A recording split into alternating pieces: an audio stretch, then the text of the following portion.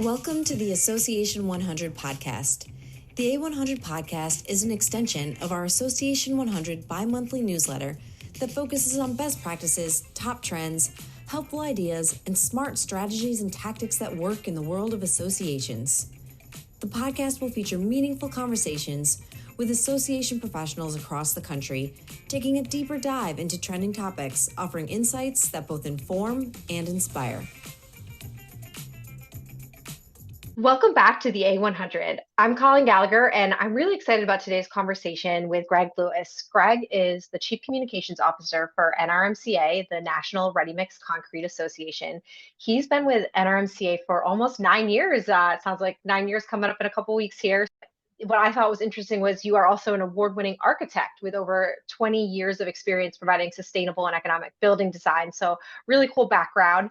And I love all of the different things NRMCA is doing. You have some really creative initiatives, some partnerships. So we're going to dive a little bit deeper into those today. Gregg, thanks so much for joining us. Great to be here. Thank you. Yeah, absolutely. So to kick things off, can you introduce yourself to our listeners? Tell us a little bit about your role. What's your day-to-day look like in terms of advancing the concrete industry and really just supporting NRMCA's mission? Absolutely, Colleen. So I've been with NRMCA, as you pointed out, just about 9 years now, and have found myself in a whole variety of roles between the two presidents that I've served under at NRMCA, Bob Garbini and Mike Phillips. I think they're continuing to look for something that I'm good at. So they keep moving me around, and no 2 days are the same, which is great for me because I do struggle with my attention span not being maybe what it could be or should be. And it's a phenomenal organization. And I work alongside some of the most talented folks that I've ever had the great good fortune to do so with. And I will tell you that as the head of the communications effort, what I do mostly is focus on the stories that need to be told by the concrete industry. I'm exceptionally proud to work in the industry. We've got a great group of members producing concrete all across the United States, and their successes are worthy of our efforts to promote those to the wider world. And we also have, I think, a need as an organization to educate the folks who are making decisions about how buildings are being built and how pavements are being installed, because from our perspective, obviously, concrete should be the material of choice, and we have lots of good reasons why we think so. So I'm grateful to have a chance to chat with you and talk about what we're doing at NRMCA. I certainly don't think you're alone on the attention span there. And I do think one of the cool things about associations is that so many people get that experience of different roles. And when you work with membership organizations, you get to do so many different things. And I love that you focus so much on storytelling, because that's how we advance industries. And as a trade association, it always comes back to storytelling. So that's really good to hear. I'm very interested in the Build with Strength initiative, and I would love to hear more about its mission. How do you use this initiative to engage your members and the broader industry in general? So Build with Strength was an initiative or program that was launched not long after I joined the association. The goal being to educate and inform specifier community, architects, engineers, contractors, as well as building owners and developers on ways to optimize their use of concrete in the built environment. And so through a variety of means, communications being one of them, project promotion, education, and local and state government affairs and advocacy, I think over the last 8 years, we've done a phenomenal job of elevating the understanding among those audiences about why concrete should play a bigger role in the built environment. And so I think it's been largely a successful campaign. We're in what we refer to as Build with Strength 2.0, and we're looking at what Build with Strength 3.0 might look like coming up in another year or two. It's been a great program, a great initiative. We've got a lot of phenomenal partners that work with us on the Build with Strength program, not only our state affiliate network, but also the members, as you pointed out. At the end of the day, everything that we do needs to drive value for the membership and for the money that they pay us. Build with Strength is one of the resources, one of the programs we have available to showcase what's great about concrete. Yeah, you mentioned your state affiliate associations, and we work with the Tennessee Concrete Association here at ONU. And I've learned so much in the last 3 years working with them about the sustainability of concrete and things that wouldn't have jumped out to me. And seeing the stuff Build with Strength has done, I think is so impressive because it does tell that story that I don't think the everyday consumer might understand. That you would think, oh no, that's not sustainable, but oh my gosh, it's really one of the best choices there. That's absolutely right. And the thing that people don't generally understand or appreciate is there's a concrete plant in virtually every community across the United States because it's a local product. The trucks with the drums rotating on the back that are driving down the road, which are, by the way, concrete mixer trucks, not cement mixers. So I'll give that shout out as a PSA for your listeners. The concrete mixers, the concrete in those drums has a shelf life. And so the plant needs to be reasonably close to the job site. And because every community is making use of the material, whether for foundations or for parking lots or for high rises or what have you, the concrete that they're using is coming from a concrete batch plant, probably within a 30 to 40-minute drive of the building location. And so our members, we have 450 or so ready mix members who altogether produce more than half of the concrete in the United States. And each of them, I can say, I'm proud to say that they are, as a group, as an industry, really embracing opportunities for innovation around sustainability. So when you mention sustainability, what I say is for 2,000 years, the concrete industry has been trying to refine its mixes for various societal needs. And the need right now seems to be focused largely on sustainability. And our industry experts, the folks that are making those mixes, are doing a yeoman's job of moving the needle on that issue. That's fantastic. And I love the local aspect there that you bring up as well. Shifting gears a little. So another area that you guys work on that I saw on your website that sounds really cool is Pave Ahead. And that is really this forward-thinking approach to paving. Can you tell me about how this program works, the unique benefits it offers? Tell me a little more about that. So Pave Ahead and Build with Strength are related in some ways in terms of the work that's being done. And we have what we refer to as promoters that are scattered across the United States with various territories where they have a chance to go out and meet with key stakeholders in these different markets, some of them related to buildings and some of them related to paving. And Lionel LeMay is the engineer who heads up our Build with Strength initiatives, and Brian Killingsworth, who's also an engineer, oversees Pave Ahead. And Pave Ahead and the team that's out there in the field is helping property owners and engineers and contractors understand the value of building with concrete in terms of the overall life cycle of the product. There are concrete pavements in place that have been active in use for decades, 40, 50, 60 years, and concrete's durability is absolutely the thing that municipalities or DOTs or private property owners ought to be looking at when they think of their next paving project, because making the investment in that material up front is going to pay dividends for them or for their taxpayers or whatever the case may be. Paving with concrete does a number of things really well and delivers real value. And ultimately, I think what our team does in the field is to educate stakeholders about what the value proposition is of paving with concrete through Pave Ahead program. Yeah, and what's the status? Concrete is the second most used product on the planet besides water. I think that's it. So when you talk about sustainability, durability, it seems all of that you're doing with Builder Strength, with Pave Ahead, it fits really well in line with what the world needs right now and what cities and municipalities as they're building are looking at. Colleen, the thing that I've learned in my 9 years with NRMCA is something most people I don't think are aware of, and that is that if we're looking for a place to put anthropogenic atmospheric carbon and lock it in permanently and store it, concrete absorbs carbon dioxide naturally. So exposed concrete streets and roads and parking lots and buildings are constantly absorbing that carbon dioxide. The benefits of that, I think, roll into the broader message, which is that if we're going to really address long-term sustainability, whether it relates to greenhouse gas emissions or any other function in the sustainability arena, we're going to need to put concrete to work to solve those problems. You talked earlier about within those initiatives, the partnerships that you have. So for our listeners who are association professionals all across the country, collaborations and partnerships, they're really crucial when you're thinking about industry-wide initiatives. Can you tell me how NRMCA has had success fostering relationships with different stakeholders to really advance your different programs and initiatives that you work on for your members?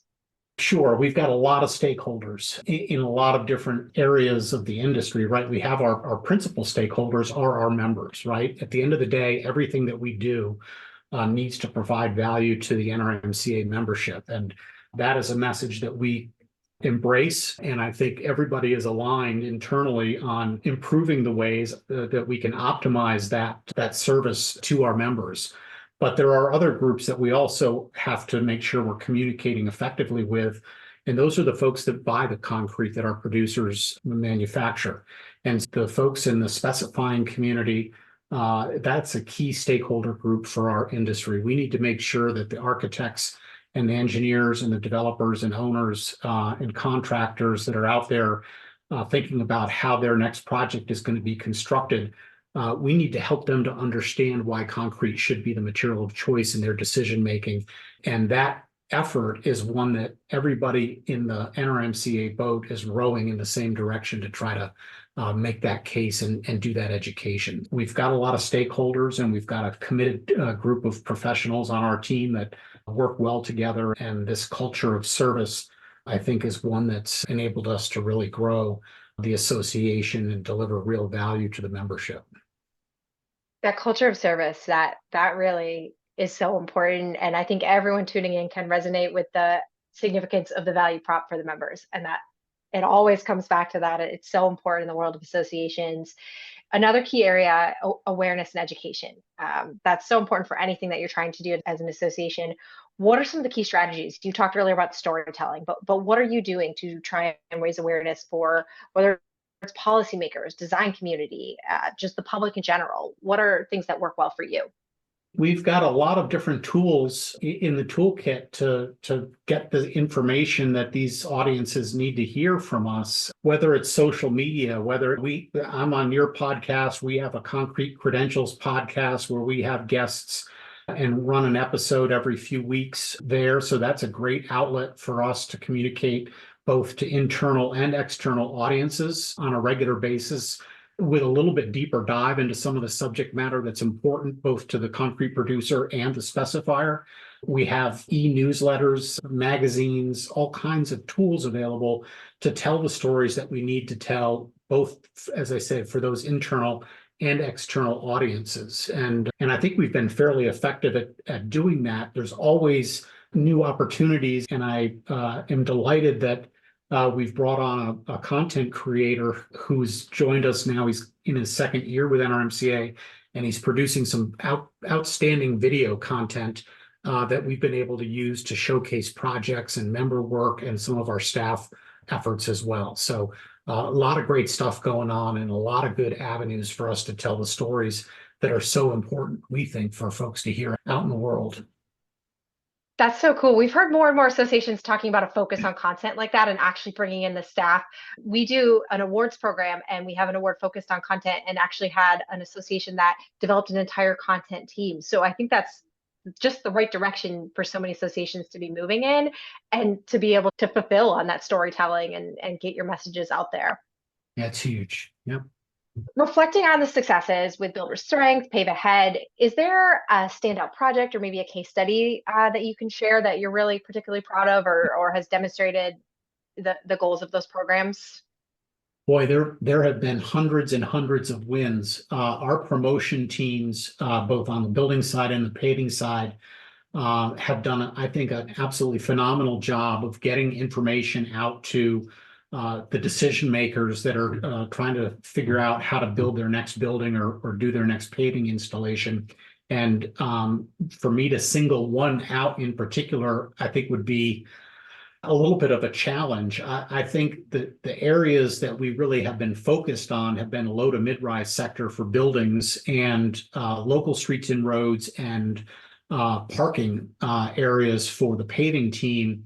We have allies, obviously, in the industry, both our state affiliates, but also other associations that we work very closely with.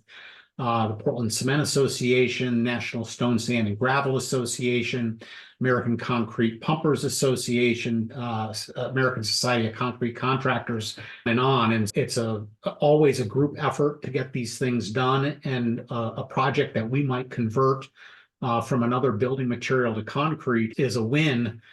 For sure, and that's the way that we look at it. But it's one of countless wins that we need to aggregate in order to move the needle both on market share and also to keep our communities safe. At the end of the day, one of the best things about building with concrete is it doesn't burn, it doesn't blow over.